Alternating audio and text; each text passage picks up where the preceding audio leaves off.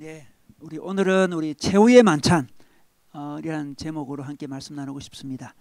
여러분, 유대인들에게 가장 큰 절기 중 하나가 유월절입니다. 유월절. 여러분, 유월절 들어보셨죠? 유월절은 우리나라 8.15 우리 강복절과 같은 절기죠. 이스라엘 백성이 430년 동안 이집트의 노예로 살다가 해방된 날입니다. 바로 그 날이 출애굽한 날이죠. 자, 그 날을 기념하는 절기가 바로 유월절입니다. 그런데 이 유월절에 특별한 식사를 합니다. 바로 유월절 식사입니다. 그런데 유월절 식사 중에 아주 중요한 순서가 있는데요. 그 순서는 출애굽 사건을 이야기하는 것입니다. 자, 이야기는 이렇게 진행됩니다. 아이들이 질문을 합니다. 그러면 인도자인 아버지가 답변을 합니다. 질문 답변 형식으로 이루어져 있습니다. 전통에 따라서 아이 중에 가장 어린 아이가 먼저 질문합니다. 몇 가지 질문합니다. 첫 번째 질문이 이런 거죠. 아버지, 왜 이 밤에 우리는 맛자를 먹습니까? 이렇게 묻습니다. 맛자는 무교병을 이야기합니다. 누룩이 없는 떡을 맛자라 그러죠. 아주 맛이 없어요. 아버지, 오늘 우리는 왜 맛이 없는 떡을 먹습니까? 묻습니다. 또 이렇게 묻습니다. 아버지, 왜 오늘 밤에는 우리가 썬 나물을 먹습니까? 묻습니다. 또 묻습니다. 아버지, 우리는 오늘 유월절 음식을 먹는데 왜 뒤로 비스듬히 기대어 먹습니까? 이렇게 묻습니다. 자, 이 질문에 인도자인 아버지가 대답을 하죠. 이스라엘 백성이 경험한 출애굽 이야기를 하면서 이야기를 계속 진행합니다. 답변을 합니다. 이스라엘 백성이 이집트를 떠날 때 너무 급해서 맛자를 먹을 수밖에 없었다, 이렇게 이야기합니다. 우리가 썬 나물을 먹는 이유는 이집트에 있을 때 노예 생활이 너무나 고통스러워서 그 고통스러운 날을 잊지 않기 위해서 썬 나물을 먹는다, 이렇게 답변합니다. 우리가 이렇게 기대어서 등을 뒤에 기대어서 편히 음식을 먹는 이유는 이제 우리가 자유를 얻어서 이제 뒤로 기대어 먹어도 될 만큼 여유와 기쁨과 자유를 얻었기 때문에 그것을 표현하기 위해서 이렇게 기대어서 음식을 먹는다, 이렇게 답변합니다. 여러분, 유대인들은 우리 예수님 당시에도 이 기대어서 음식을 먹었지 않습니까? 우리 최후의 만찬 그림에 보면 다들 의자에 앉아 있는데요. 사실 의자에 앉았던 게 아니고 이렇게 비스듬히 누워서 음식을 먹고 있었습니다. 여러분, 유월절 식사는 단순한 식사가 아니었고 하나의 예식이었죠. 순서와 형식이 잘 갖춰진 예식이었습니다. 대대로 유대인들은 이 유월절을 지켰습니다. 지금도 지키고 있습니다. 이 유월절을 지키면서 자신들이 경험한 해방을 기념하고 자신들의 정체성을 유지하고 있습니다. 그런데 우리 신약시대도 특별한 식사가 있습니다. 예수님과 제자들이 마지막 먹은 식사, 그게 바로 유명한 최후의 만찬이죠. 최후의 만찬도 그냥 단순한 식사가 아니고 예식이었습니다. 그리고 그 예식은 대대로 지켜지게 되었는데 그것이 바로 성만찬인 거죠. 성만찬. 그렇다면 최후의 만찬, 이 최후의 만찬은 어떤 의미가 있는 식사일까요? 오늘 최후의 만찬의 의미를 함께 말씀을 통해서 나누고 싶습니다. 네, 오늘 말씀은 우리 마태복음 26장 17절에서 28절까지 말씀입니다. 네, 오늘 말씀 우리 봉독하시는 분이 대신 읽어주시겠습니다. 무교절의 첫날에 제자들이 예수께 나와서 이르되 유월절 음식 잡수실 것을 우리가 어디서 준비하기를 원하시나이까? 이르시되 성한 아무에게 가서 이르되 선생님 말씀이 내 때가 가까이 왔으니 내 제자들과 함께 유월절을 내 집에서 지키겠다 하시더라 하라 하시니 제자들이 예수께서 시키신 대로 하여 유월절을 준비하였더라. 저물 때에 예수께서 12제자와 함께 앉으셨더니 그들이 먹을 때에 이르시되 내가 진실로 너희에게 이르노니 너희 중에 한 사람이 나를 팔리라 하시니 그들이 몹시 근심하여 각각 여짜오되 주여 나는 아니지요? 대답하여 이르시되 나와 함께 그릇에 손을 넣는 그가 나를 팔리라. 인자는 자기에 대하여 기록된 대로 가거니와 인자를 파는 그 사람에게는 화가 있으리로다. 그 사람은 차라리 태어나지 아니하였더면 제게 좋을 뻔하였느니라. 예수를 파는 유다가 대답하여 이르되 라삐여 나는 아니지요? 대답하시되 내가 말하였도다 하시니라. 그들이 먹을 때에 예수께서 떡을 가지사 축복하시고 떼어 제자들에게 주시며 이르시되 받아서 먹으라 이것은 내 몸이니라 하시고 또 잔을 가지사 감사기도 하시고 그들에게 주시며 이르시되 너희가 다 이것을 마시라.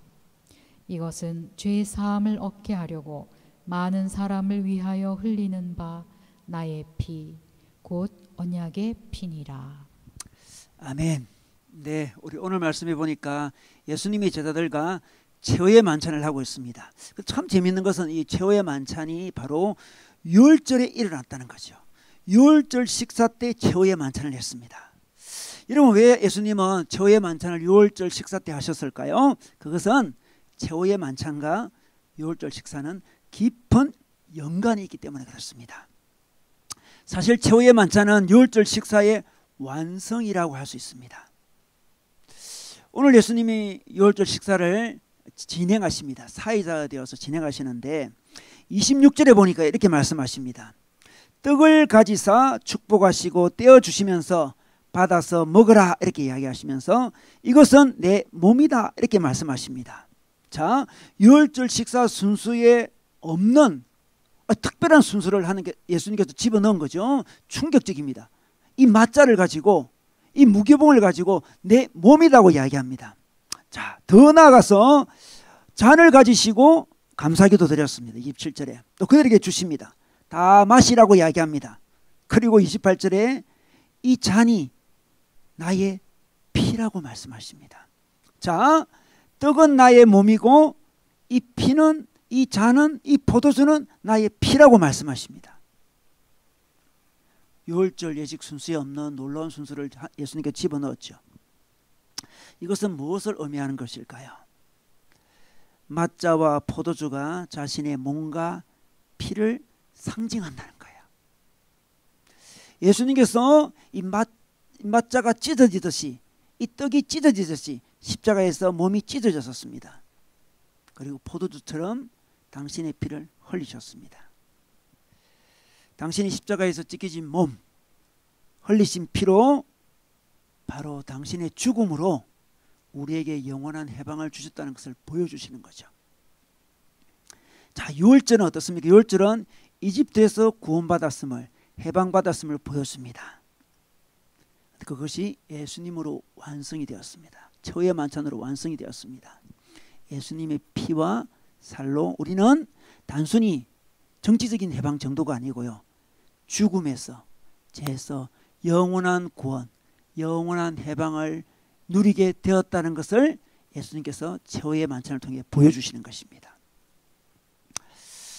여러분, 유대인들은 유월절을 철저히 지켰습니다. 지금도 지키고 있습니다. 지금도 이스라엘에 가면 유월절 때는 맞자라는 이 떡만 팝니다. 이 누룩이던 맛있는 떡은 팔지 않습니다. 그래서 외국인들도 사 먹을 수가 없어요. 그 외국인들도 맛이 없는 맞자를 먹는다고 합니다. 이 유월절을 대대로 지키면서 그들은 자기의 정체성을 유지했습니다. 예수님도 최후의 만찬을 대대로 지키라고 하십니다. 성만찬으로 지키라고 하셨습니다. 최후의 만찬이 성만찬으로 계승이 된 거죠. 기독교의 중요한 예식이 되었습니다. 성만찬을 통해서 우리는 영원한 구원을 기억하게 됩니다. 여러분, 우리 개신교는 성만찬을 자주 하지는 않습니다. 그렇지만 예배 안에 성만찬이 포함되었다 할 수 있습니다. 저희들은 말씀 중심의 예배를 드립니다. 말씀 중심의 예배를 드리면서 우리는 우리 예수님을 인한 영원한 구원과 해방을 계속 기억하는 거죠. 예배를 드릴 때마다 기억하게 됩니다. 예배를 드릴 때마다 우리가 구원을 받았지, 죽음으로부터 구원을 받았지 깨닫게 됩니다. 그래서 예배를 드릴 때마다 우리는 죽음의 문제를 극복하는 거죠. 여러분, 예배가 부족하면 우리는 죽음의 두려움에 사로잡힐 수 있습니다. 아니면 죽음을 아예 회피합니다. 현대인들은 대개 죽음을 회피해버리는 거죠. 죽음을 생각하는 걸 원치 않아요. 죽음을 생각지 않습니다. 그런데 지금 놀라운 일이 벌어졌습니다. 코로나 바이러스로 인해서 전 세계가 죽음 앞에 직면해 있습니다. 전 세계적으로 생명을 잃는 사람이 속출하고 있어요. 제가 통계를 보니까요, 어제 토요일 9시경 통계가 나왔습니다. 지금 확진자가 26만 명이라 합니다. 하루 사이에 더 많이 생겼을 거예요. 사망자는 1만 1천 명이라고 합니다. 선진국, 후진국 상관없이 죽음의 현실 앞에 직면되어 있습니다. 전 세계가 죽음의 문제 앞에 서 있는 거죠. 여러분, 우리 히브리서 9장 27절 말씀 볼까요? 히브리서 9장 27절 말씀, 우리가 잘 아는 말씀이죠. 한 번 죽는 것은 사람에게 정하신 것이요 그 후에는 심판이 있느니라. 여러분, 우리 인간은 죽는다는 것입니다. 애써 잊고 싶지만 죽는다는 것입니다. 여러분, 이 코로나 바이러스가 우리에게 죽음을 떠올리게 합니다. 우리 말씀 한 구절 더 읽도록 하겠습니다. 누가복음 21장 11절입니다. 누가복음 21장은 바로 종말의 징조를 소개하고 있습니다. 제가 읽겠습니다. 곳곳에 큰 지진과 기근과 전염병이 있겠고 또 무서운 일과 하늘로부터 큰 징조들이 있으리라. 전염병이 등장하고 있습니다. 종말의 징조에 전염병이 있다는 거죠. 그러므로 우리는 전염병을 벗고 우리가 당할 필요가 없습니다. 전염병은 어찌 보면 자연스러운 것이죠. 여러분, 전염병은 우리 인류가 피할 수가 없습니다. 우린 전염병을 보면서 전염병만 대비할 것이 아니라 더 중요한 것을 대비해야 돼요. 전염병만 대비할 것이 아니라 전염병이 보여주고 있는 인간의 죽음을 대비해야 되는 거죠. 여러분, 우리가 전염되지 않으려고 철저히 대비하려고 노력합니다. 아예 국경을 막아버립니다. 사회적 거리두기를 합니다. 지금 거리두기를 다 하고 있어요. 지금 만나지도 못하고 있습니다. 경제가 무너져도 어쩔 수가 없어요. 이 모든 것은 너무나 당연한 것입니다. 어쩔 수 없는 그냥 상황이에요. 그러나 우리는 바이러스에 전염되지 않으려고 노력하는 것 이상으로 우리가 대비를 해야 될 게 있습니다. 그게 뭐겠습니까? 바로 죽음인 것입니다. 여러분, 죽음을 대비하고 죽음을 준비하고 있습니까? 예배 드리는 자는, 성만 전하는 자는 죽음을 대비하는 자죠. 성만 전하는 자는, 예배 드리는 자는 죽음을 극복하게 됩니다. 죽음을 회피하는 것이 아니라 영원한 구원을 기억함으로써 죽음을 이겨내는 거죠. 예배 드리지 않는 자는 죽음을 극복할 수가 없습니다. 죽음을 회피하거나 죽음에 사로잡히게 되는 거죠. 여러분은 죽음을 바로 옆에서 본 적이 있습니까? 죽음을 바로 옆에서 본 적이 있습니까? 저는 저희 어머니의 임종을 바로 곁에서 지켜봤습니다. 저희 어머니가 돌아가시고 계셨습니다. 제가 바로 옆에 있었죠. 제가 어머니에게 찬송을 불러드렸습니다. 하늘 가는 밝은 길이 내 앞에 있으니, 그 찬송을 부르면서 제가 저희 어머니에게 엄마 잘 가 울면서 이야기했습니다. 잘 가라고 이야기했어요. 천국에서 보자고 이야기했습니다. 계속해서 그 찬양을 불렀습니다. 하늘 가는 밝은 길이 내 앞에 있으니 찬양을 불렀습니다. 제가 가까운 가족의 죽음을 보면서 죽음의 실체를 본 거죠. 우리 코로나로 인해서 오랜만에 우리 두 아들이 집에 왔습니다. 우리 4명이 모이는 것도 쉽지 않았는데 4명이 모여서 또 오랜만에 가족끼리 찬양을 불렀습니다. 찬양을 부르다가 하늘 가는 밝은 길이 그 찬양을 불렀죠. 갑자기 저희 어머니 임종 때가 생각이 났습니다. 우리 아이들한테 이야기했습니다. 할머니 돌아가실 때 아빠가 이 찬양 불러드렸다. 너희들도 아빠가 죽을 때 이 찬양 불러주면 좋겠다. 뭐 그런 이야기를 했습니다. 여러분, 예배는 영원한 구원을 기억하게 합니다. 영원한 구원을 기뻐하게 합니다. 지금 코로나 바이러스 사태로 인해서 상황이 어렵고 힘들지만 우리가 영원한 구원은 예배를 통해서 기억하게 하는 거예요. 기억나게 되는 거죠.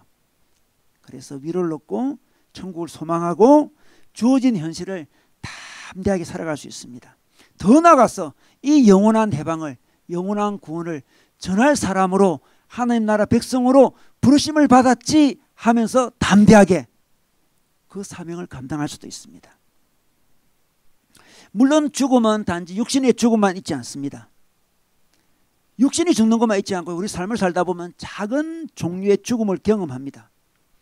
뭐 예를 들면 어느 형제가 있었습니다. 그 형제는 교수가 되고 싶었어요. 그런데 가족을 부양하기 위해서는 공부를 더 할 수가 없었습니다. 영업사원이 되었습니다. 돈을 벌어야 했습니다.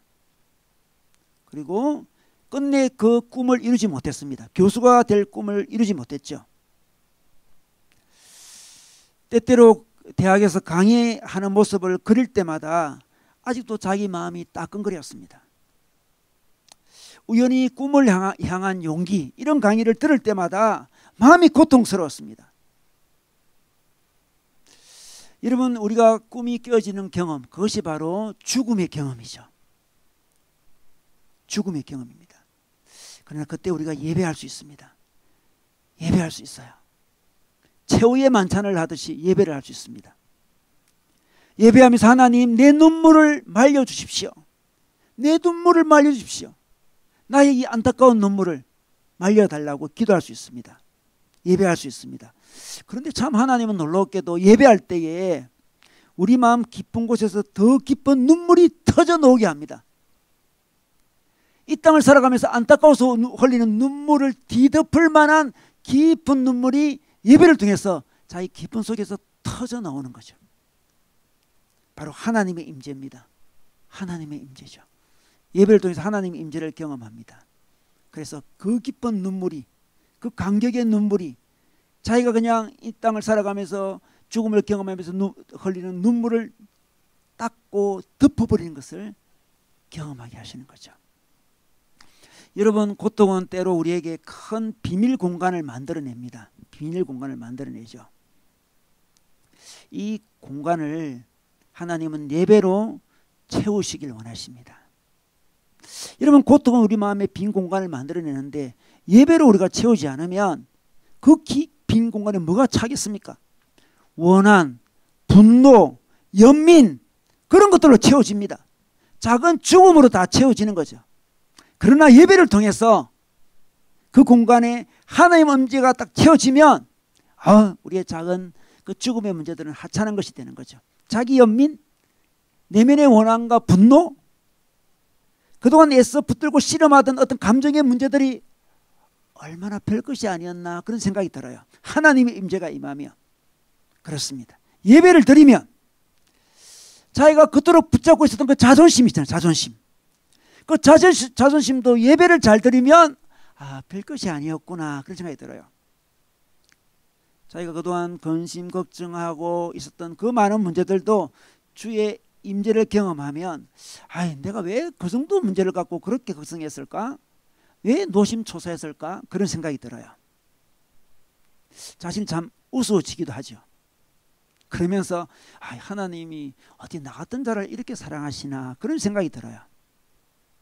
하나님, 제가 뭐가 좋다고 그렇게 사랑하십니까? 예배를 하면 그런 생각이 든다니까요. 그래서 예수님께서 최후의 만찬을 통해서, 예배를 통해서 영원한 구원을 기억하라고 하십니다. 예배를 드리지 않으면 영원한 구원이 기억이 되지 않습니다. 우리 삶의 죽음을 극복할 수가 없어요. 예배의 힘이죠. 여러분, 우리 주님이 자주 식사에 초대하십니다. 저희들을 식사 한번 하자, 이렇게 이야기하시는 거죠. 예배 드리자, 이 말이죠. 함께 예배할래? 나를 예배해 볼래? 말씀하십니다. 여러분, 현대사회는 삶의 속도가 너무나 빠릅니다. 하나님과 식사할 시간이 없습니다. 가족끼리 식사할 시간도 없지만 하나님과 식사할 시간도 없습니다. 예배드리기가 힘들대요. 그러나 코로나 바이러스가 우리의 정상적인 삶을 멈추게 해버렸습니다. 갑자기 우리는 많은 시간을 얻게 되었습니다. 하나님과 식사할 기회를 얻게 된 거죠. 주님의 초대일 수 있습니다. 현대사회에 너무나 바쁘게 살아가던 너희들, 이제 내 만찬에 오지 않을래? 내가 너희들 내 만찬에 초대한다. 최후의 만찬에 초대한다. 이렇게 말씀하십니다. 여러분 예배 드리시면 좋겠습니다. 이 예배로 죽음을 극복하면 좋겠습니다. 더 나가서 오늘 최후의 만찬에 보면 참 재밌는 부분이 있는데요. 원래 유월절 식사에는 가장 중요한 메인 요리가 있어요. 중요한 요리가 있는데 그 요리가 바로 어린 양입니다. 어린 양. 메인 요리는 어린 양이었습니다. 그런데 오늘 최후의 만찬에 보니까 어린 양이 빠져 있습니다. 어린 양이 빠진 만찬입니다. 만찬. 어린 양은 어디에 가 있을까요? 왜 어린 양을 준비하지 못했을까요? 왜냐 그러면 예수님이 직접 어린 양이 되시기 때문입니다. 우리 요한복음 1장 29절 말씀 보도록 하겠습니다. 이튿날 요한이 예수께서 자기에게 나오심을 보고 이르되 보라 세상 죄를 지고 가는 하나님의 어린 양이로다 이렇게 이야기합니다. 예수님이 어린 양이라는 거죠. 세상 죄를 지고 가는 어린 양이라는 거죠. 유월절에 유대인들은 어린 양을 먹으면서 출애굽 때 어린 양의 희생을 기억합니다. 여러분 출애굽 때 어린 양을 죽여서 그 피를 문술주에 바르지 않습니까? 그러면 죽음의 천사가 그 집을 건너뛰어 넘어갑니다. 패스오버죠. 건너뛰어 넘어가다. 패스오버가 바로 유월이란 유월. 그래서 유월절이지 않습니까? 그 희생한 어린 양을 기억하면서 유월절에 유대인들은 어린 양 고기를 먹습니다. 그런데 이제 예수님이 바로 어린 양이라는 거죠. 예수님이 우리의 죄를 대신 짊어지고 가시는 어린 양이라는 거예요. 대속의 죽음을 당한 어린 양이라는 거죠. 어린 양의 고기를 먹을 필요가 없습니다. 자신이 어린 양입니다. 예수님은 참 십자가에 비참하게 돌아가셨습니다. 인간적인 눈으로 볼 때 참 비참하게 돌아가셨죠. 여러분 다른 종교의 교주들은 어떻게 죽었을까요? 공자, 마호멧, 부처 이런 사람은 어떻게 죽었을까요? 공자는 73세 때 제자들이 보는 앞에서 축복 가운데 잠들었습니다. 부처님은 80세에 제자들에게 둘러싸여서 돌아가셨습니다. 마호메트는 병에 걸려 죽게 되었는데 60세에 병에 걸려서 40살이나 어린 자기 부인이 있었어요. 어린 아내 품에서 숨졌습니다. 그런데 예수님은 제자들은 도망하고 홀로 돌아가셨습니다. 젊은 나이에 33살 나이에 비참하게 벌거벗겨져서 십자가에서 죽음을 당하셨습니다. 고통 중에 하나님을 부르며 돌아가셨습니다. 왜 이런 비참한 죽음을 당하셨을까요? 바로 대속의 죽음이기 때문에 그렇습니다. 우리의 죽음을 대신 죽으신 거죠. 죄의 대가는 죽음인데 그 죽음을 대신하신 것입니다. 예수님은 어떤 가르침으로 구원의 길을 제시하지 않았습니다. 대신 죽음으로 직접 길이 되셨습니다. 길을 가르치는 분이 아니세요. 직접 길이 되셨습니다. 죽음으로 길이 되셨습니다. 죽음으로 우리를 회복시켜 주셨습니다. 그러므로 우리는 최후의 만찬 시간에 예배 시간에 대속의 은혜, 대속의 사랑을 기억하는 시간을 가져야 돼요. 그분과 식사하면, 그분과 교제하면, 그분에게 예배드리면 대속의 은혜가 막 기억이 나요. 대속의 감격이 일어납니다. 여러분 찬송 중에 이런 찬송이 있죠. 제 집 맡은 우리 구주 어찌 좋은 친구인지, 제 집 맡은 우리 구주 어찌 좋은 친구인지. 우리의 가장 좋은 친구는 제 짐을 맡은 분이라는 거죠. 친구라는 거죠. 내 제 짐을 대신 맡아주는 그분이 어찌 좋은 친구인지 하면서 노래 부르고 있습니다. 지금 코로나로 여러 어려움을 겪고 있습니다. 우리 주님이 대신 짐을 지주십니다. 예배는 우리의 짐을 대신 예수님께 맡기는 시간이죠. 여러분 우리가 외로워서 울 때에 예수님은 함께 울어주십니다. 내 부족함, 내 약점을, 나의 힘든 부분을 그냥 조언해 주시는 그런 분이 아니시고요. 함께 아파해 주시고 함께 그 짐을 지십니다.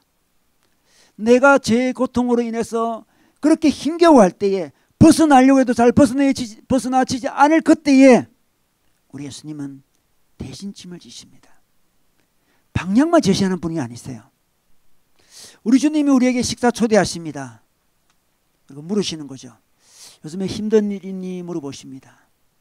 내가 함께 짊어져 줄게. 내가 대신 짊어져 줄게. 말씀하신 거죠.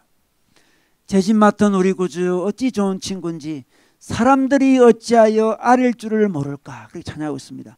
사람들이 어찌하여 아릴 줄을 모를까. 이 사실을 모르니까 아리지 않는다는 거죠. 제 짐 맡은 우리 구주가 바로 옆에 계신데 예배를 통해서 그분께 아려야 되는데 예배를 하지 않는다는 거죠. 아뢰지 않는다는 거죠. 대속의 죽음을 잘 알지 못해요. 대속의 죽음이 지금도 경험될 수 있다는 걸 잘 알지 못해요. 우리가 예배 드릴 때 대속의 은혜를 경험하게 됩니다. 지금 어려운 분들 많이 있을 수 있습니다. 제가 몇 분 이야기를 들었는데 그분들도 우리 가족인데 정말 어렵더라고요. 지금 이 상황이 굉장히 어려운 상황이에요. 우리 주님이 그 염려의 짐을, 그 두려움의 짐을, 그 힘듦의 짐을 대신 짊어 주시겠다고 하십니다. 예배 드릴 때에 대속의 주님을 만나게 됩니다. 더 나아가서 우리가 대속의 주님을 만나면, 예배 때 만나면 있잖아요, 자기가 대속의 사람이 됩니다. 참 놀랍죠? 고통당하는 사람에게 그들의 고통을 대신 조금 짊어져 줄 수 있습니다. 이러면 우리는 대속의 사랑보다는 다른 사람을 가르치려고 하죠.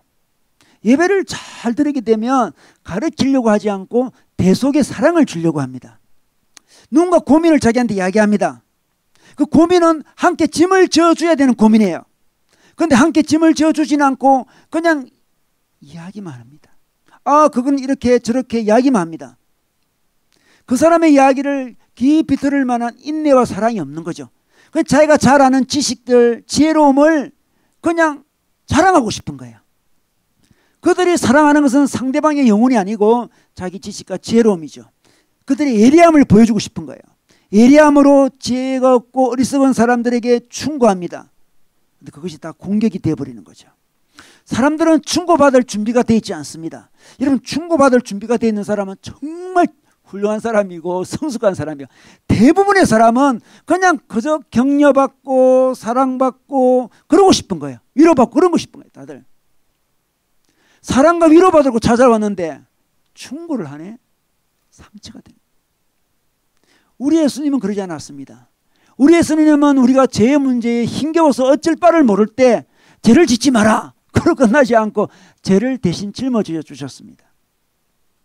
우리가 예배를 드리면 대속의 은혜를 경험하게 되고 그 은혜를 경험한 자는 자기도 모르게 그 은혜가 흘러나오게 됩니다.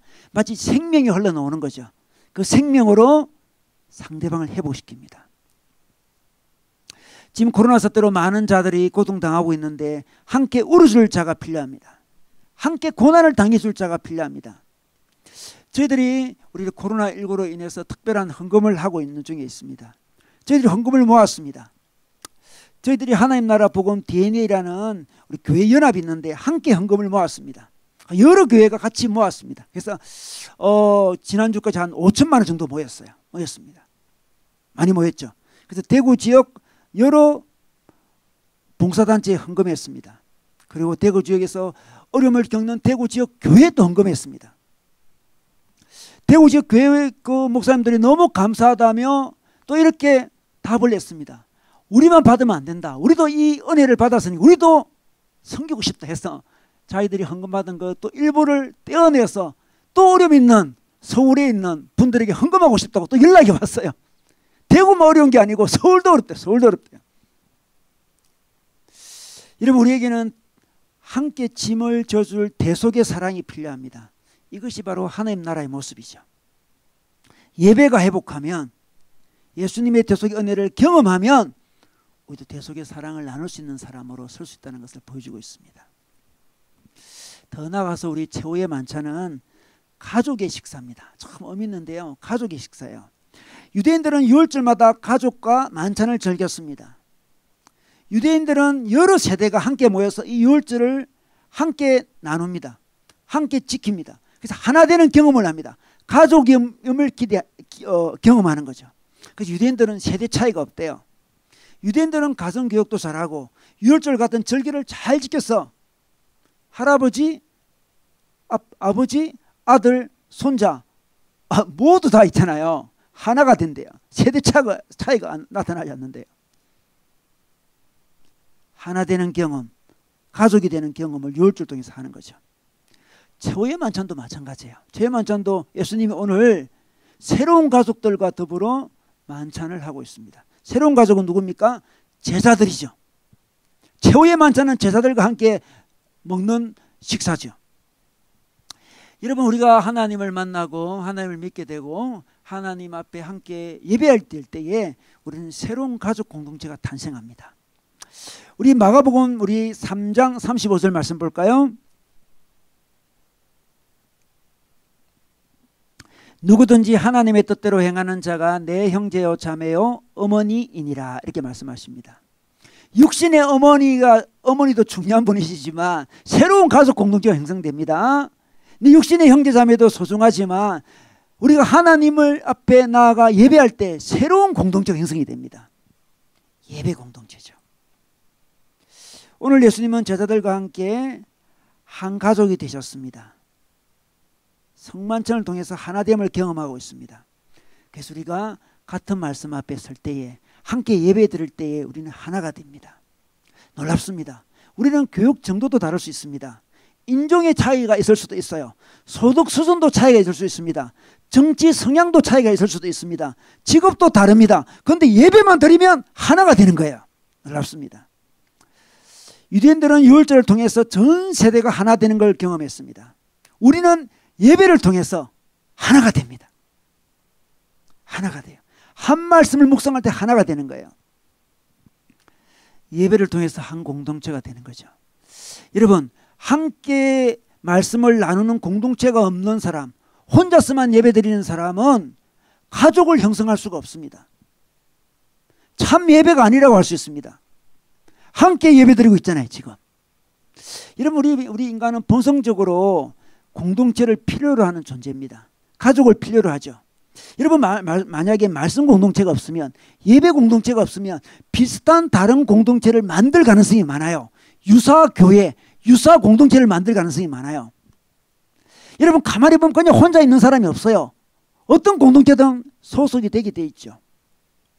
교회 공동체가 없으면 취미 공동체라도 만듭니다.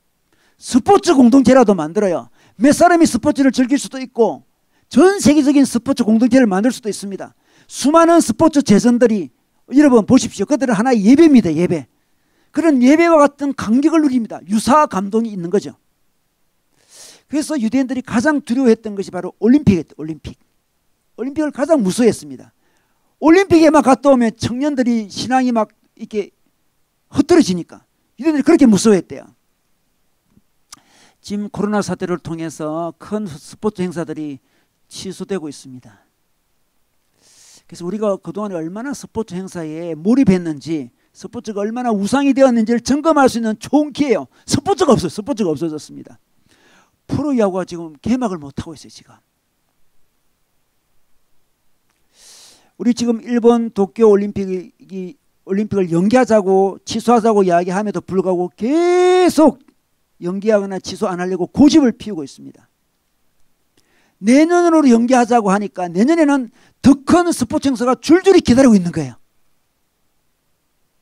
세계 수영 선수권 대회, 세계 육상 선수권 대회, 유로 2001년 그죠? 피파 월드컵에선 미국 메이저리그 다 준비되어 있어요. 지금 연기할 수가 없어요. 연기할 수가 없어요. 올림픽만 있는 게 아니에요. 매년 굵직굵직한 스포츠 행사가 준비되어 있습니다. 큰 공동체죠. 유사 예배 공동체죠. 예배 공동체가 없으면, 하나님 앞에 예배 공동체, 교회가 없으면 사람들은 그냥 있지 않고요, 다른 공동체를 이렇게 만들고 있습니다. 도쿄올림픽을 취소하면 천문학적인 경제적인 손실을 보게 된대요. 그래서 이러지도 못하고 저러지도 못하는 상황이 처한 거예요. 스포츠가 이 시대에 얼마나 큰 우상인지를 보여주고 있는 거죠. 요즘 그 SNS상에서 어떤 팬덤을 형성한다 그런 말을 하잖아요. 팬덤. 어떤 특정한 인물을 좋아하는 사람들이 모인 나라가 팬덤 아니에요. 팬덤. 우리 하나님 나라 킹덤이 아니고요. 팬덤을 형성해요. 우리 방탄소년단이 팬덤으로 성공한 대표적인 성공작이라 그러지 않습니까? 팬덤. 팬덤이라는 공동체가 형성되고 있어요, 지금. 그들은 굳이 만나지 않아도 돼요. SNS상에서 만나면 되는 거예요. 어떤 사람들은 애완동물과 더불어 공동체를 형성합니다. 우리는 가만히 있을 수가 없거든. 혼자 살 수가 없거든, 우리가. 공동체, 애완동물과 공동체를 형성해요. 예배 공동체가 없는 사람은 다른 공동체를 만들고 있습니다. 다른 가족을 만들고 있습니다. 어떤 사람은 육신의 가족만 주장하면 육신의 가족 우상에 빠진 거죠. 어떤 사람은 직장과 결혼하는 사람이 있습니다. 그래서 그런 말 하잖아요. 당신은 나랑 결혼했어요? 직장과 결혼했어요? 뭐 이런 이야기 하죠. 회사와 결혼했어요? 묻잖아요. 그것도 하나의 공동체입니다. 그러나 예수님은 우리에게 당신의 만찬으로 초대하고 있습니다. 말씀이 중심이 된 공동체를 초대하고 있습니다. 새로운 공동체로 초대하고 있어요. 예배 드리면 우리 그 공동체에 소속이 됩니다. 어떤 사람은 예배는 대충 드리고, 왜 대충 드리냐 그러면 드리지 않으면 죄책감들이 있잖아요. 좀 부담이 있잖아요, 자기가. 그래도 제가 하나님 믿는 사람인데 부담이 있습니다. 빨리 그 부담감, 죄책감을 없애버리려고 간단히 공동체 없는 예배를 빨리 드리고 다른 진짜 자기가 속한 공동체를 쫓아갑니다. 현대 기독교인들의 모습이죠. 여러분, 지금 코로나 사태로 우리는 잘 모이지 못하고 있습니다. 교회 공동체성이 약화될까 봐 많은 사람이 염려하고 있습니다. 모이는 습관이 무너질까 봐 염려하고 있습니다. 여러분, 우리 인간은 앉으면 눕고 싶고 누우면 자고 싶은 거 아니겠습니까? 혹시 여러분 지금 오늘 침대에서 예배드리고 있지는 않나요? 사람은 앉으면 눕고 싶고요, 누우면 자고 싶어요. 하면 꼭 잠이 올 수도 있어요, 여러분. 꼭 잠이 올 수도 있습니다. 그렇지만 우리는 비록 영상으로 예배드리지만, 영상으로 가정교회하고 영상으로 결모임하지만 더 잘 모이는 기회가 되면 좋겠습니다. 오히려 그동안은 멀어서 잘 오지 못했던 사람들이 영상으로 예배드리면서 더 은혜 받으면 좋겠습니다. 우리 수요예배를 영상으로 드리고 있습니다. 저희들이 화상회의로 예배를 드렸는데 평소에 오는 분들보다 한 4배 정도 더 왔더라고요. 깜짝 놀랐어요. 많은 사람들이 왔더라고요. 지난주는 일부 말씀은 유튜브로 했거든요. 유튜브로 하니까 10배 정도 더 많이 접속을 했더라고요. 다 접속한 사람들이 뭐 제대로 예배를 드린지 잘 모르겠지만 접속자 수는 평소에 오는 사람보다 10배 정도, 10배. 우리가 이 영상 예배 중 이를 통해서 더 하나님과 교제하고 더 나아가고 더 예배가 회복되면 좋겠습니다. 이 영상으로 모이면서 우리가 이전에 실제로 모였던 그때를 더 그리워하면 좋겠습니다. 영상으로 드려도 감동이 있는데 이 감동보다 직접 만나면 더 몇 배의 감동이 있겠지. 그리워하면 좋겠어요. 우리 지난 금요일날 어느 청년결이 있잖아요. 코로나를 뚫고 대면으로 만났다는 이야기를 카톡으로 올렸어요. 비록 3명밖에 안 됐지만 만났대요. 화상회의 줌으로 모임을 할 때도 좋았지만 좀 깝깝했대요. 좀 깝깝했어. 그래서 가감하게 코로나를 뚫고 만났습니다 하면서 목자방에 올렸더라고요. 우리의 이 영상 예배가 더 만나고 싶은 마음을 불어일으키는 그런 예배가 되면 좋겠어요. 더 하나 되면 좋겠어요. 더 가족임을 경험하면 좋겠어요. 제가 어떤 영상에 보니까 너무나 예배드리고 싶은 분들이 있잖아요. 만나서 예배드리고 싶은데 만나서 예배드릴 수 없으니까 큰 광장에 모여가지고 앞뒤 좌우로 2m씩 떨어지더라고요. 2m 떨어져가지고 함께 찬양하고 있어. 함께 2m 떨어져가지고. 야, 너무나 아름다운 모습이죠. 여러분, 우리에게 그리움을 자극하는, 가족의 그리움을 자극하는 오늘 예배가 되면 좋겠습니다. 제가 매일 아침 우리 하늘 큐티 올리게 되었습니다. 제가 이제 9번 정도 올렸는데요. 한 거의 이제 1주 전에 2주로 다가가고 있습니다. 한 5번에서 8번 정도 짧은 묵상 본문을 가지고 설교를 제가 합니다. 그 영상을 만들어서 업로드하고 있습니다. 매일매일 하나님 말씀을 묵상하는 습관을 가지도록 돕기 위해서 그렇습니다. 제가 얼떨결에 유튜브가 되었어요. 유튜브 크리에이터가 되었습니다. 제가 별 생각도 없었는데, 별 준비도 없었는데 이 코로나 때문에 제가 유튜브가 되었습니다. 그럼 우리 여러분이 구독 신청 부탁드립니다. 구독 신청하고 알람 알림 딱 부탁드립니다. 구독 신청은요 무료라고 합니다. 이걸 꼭 알려주라 그러더라고요. 유료인 줄 알고 구독을 안 한대요. 무료입니다. 무료. 네, 우리 뭐 젊은 분들은 다 아시겠지만